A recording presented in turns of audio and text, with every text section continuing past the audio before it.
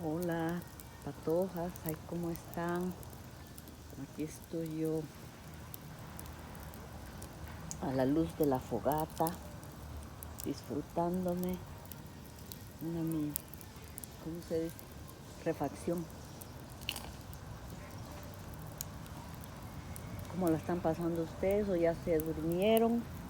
¿O ya se van a dormir? Porque no sé qué hora es allá. No, muy temprano, porque apenas van a ser las 9, creo yo acá.